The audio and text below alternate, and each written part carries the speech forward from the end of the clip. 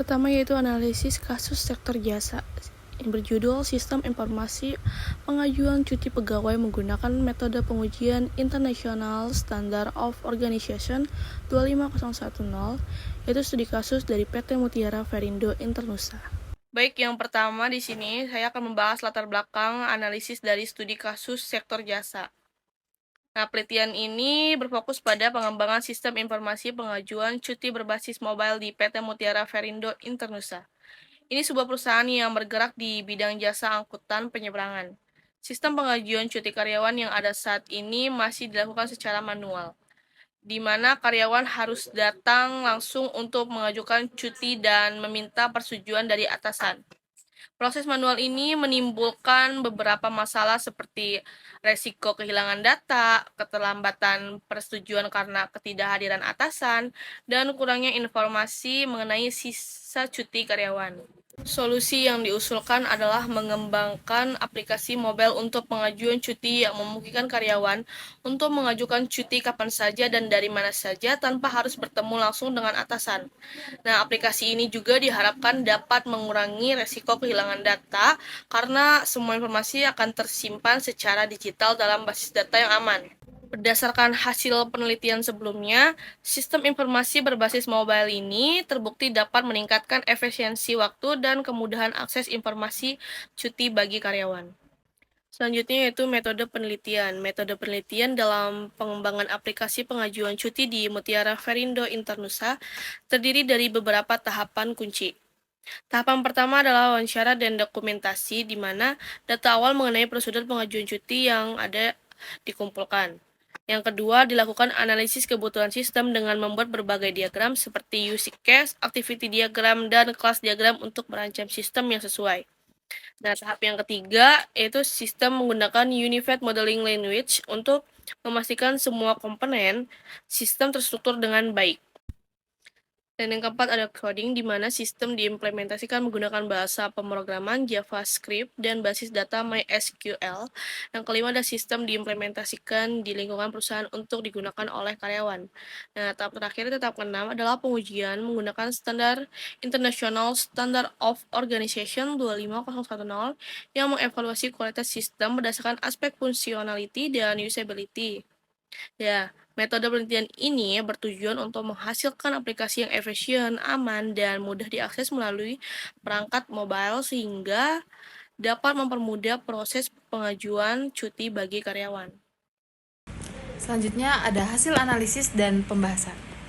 Sistem informasi pengajuan cuti pegawai yang diuji menggunakan standar ISO 25010 menunjukkan bahwa hasil yang sangat baik.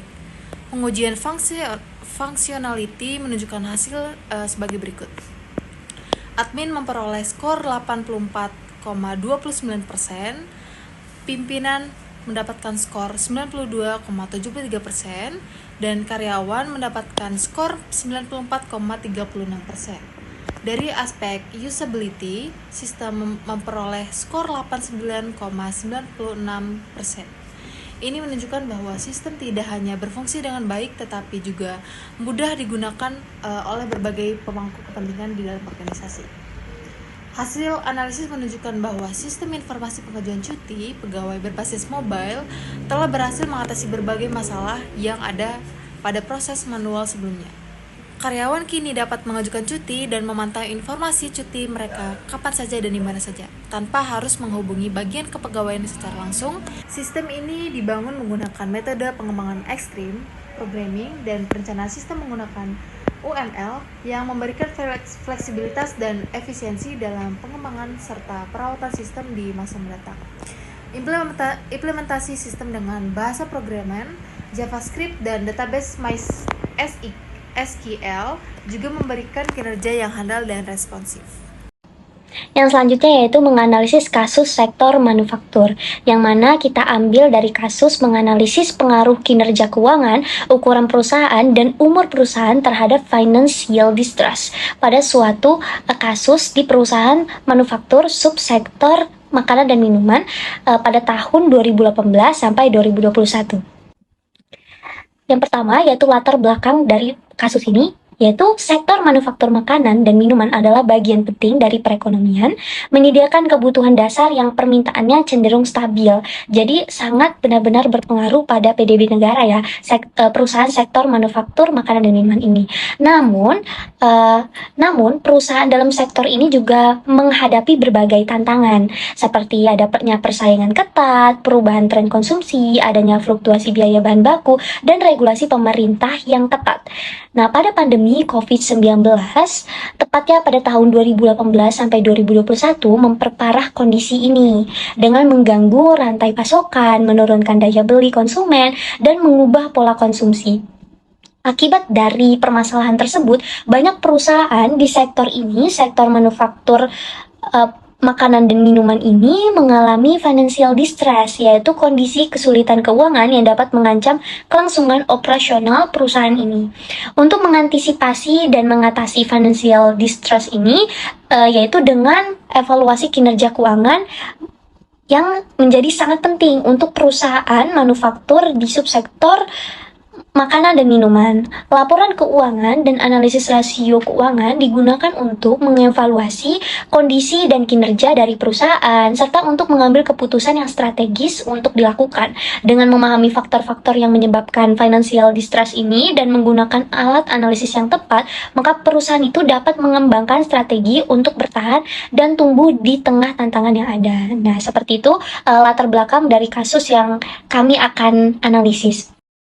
Selanjutnya yaitu hasil analisis dan pembahasan dari kasus yang kita amati, yaitu hasil analisis dari perusahaan manufaktur subsektor makanan dan minuman pada tahun 2018-2021 bertepatan pada pandemi COVID-19 kemarin. Yang pertama, variabel yang berpengaruh terhadap financial distress yaitu profitabilitas dari perusahaan. Jadi dari hasil analisis regresi dapat disimpulkan bahwa profitabilitas ini memiliki pengaruh yang signifikan terhadap financial distress perusahaan dalam subsektor manufaktur makanan dan minuman, yang mana dapat dilihat bahwa dari kasus tersebut nilai signifikansi yang kurang dari 0,05 ini menunjukkan bahwa adanya hubungan yang kuat antara tingkat profitabilitas dengan tingkat risiko financial distress. Ini mengindikasikan bahwa perusahaan ini dengan tingkat profitabilitas yang lebih rendah cenderung memiliki risiko yang lebih tinggi pula untuk mengalami financial distress. Nah, yang kedua, variabel yang berpengaruh terhadap financial distress yaitu ada likuiditas. Jadi pada kasus ini menunjukkan bahwa likuiditas ini memiliki pengaruh juga yang signifikan terhadap financial distress perusahaan manufaktur ini. Nilai signifikansi yang kurang dari 0,05 menunjukkan bahwa likuiditas perusahaan memiliki peran penting dalam mengurangi risiko financial distress.